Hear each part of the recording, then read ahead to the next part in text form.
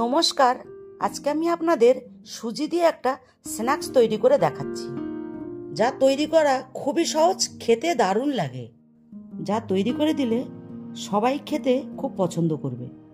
চলুন দেখে নিন তাহলে রেসিপিটি। প্রথমে আমি এখানে জলের ভেতরে চিলি ফ্লেক্স দিচ্ছি, আর একটু ধনেপাতা দিচ্ছি, আর সামান্য লবণ দিচ্ছি, আর এক বাটি সুজি দিচ্ছি। জলের পরিমাণটা আপনারা একটু বুঝে দেবেন, যাতে সুজিটা সেদ্ধ হতে পারে। এরপর এতে 1 চামচ করে জোয়ান আর জিরে দিয়ে ভালো করে মিশিয়ে নিচ্ছি। মিশিয়ে সুজিটাকে নাড়াচাড়া করে ভালো করে আমি সেদ্ধ করে নেব। সুজিটা সেদ্ধ হয়ে গেছে, জলটাও শুকিয়ে গেছে।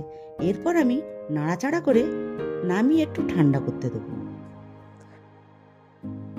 সুজিটা ঠান্ডা হওয়ার পরে আমি একটা আলু সেদ্ধ করে রেখেছিলাম, সেটাও দিয়ে দিচ্ছি। এরপর এর ভেতরে ভাজা মশলা 1 চামচ দিচ্ছি, আর 1 চামচ কর্নফ্লাওয়ার দিয়ে ভালো করে মেখে নেব, আর সামান্য লবণ দিচ্ছি।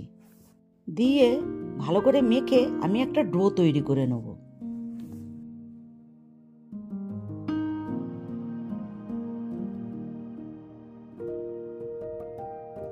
ডোটা তৈরি হয়ে গেছে।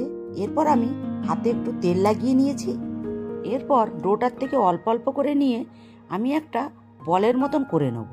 এইভাবে আমি বলগুলো সব তৈরি করে নেব। বলগুলো তৈরি হয়ে গেছে। এরপর আমি এক সাইডে তেল গরম করতে বসিয়েছিলাম। তেলটা মাঝামাঝি গরম হয়েছে।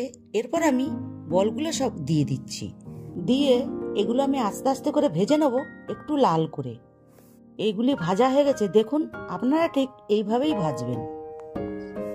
শীতের সন্ধেবেলা এইগুলো খেতে খুবই ভালো লাগে। আপনারা এইভাবে সুজির ক্রিসপি বল অবশ্যই বাড়িতে তৈরি করে খেয়ে দেখবেন। রেসিপিটি ভালো লাগলে লাইক, শেয়ার, কমেন্ট করবেন, এবং নতুন নতুন রেসিপি দেখতে পাওয়ার জন্য অবশ্যই আমার পাশে থাকবেন।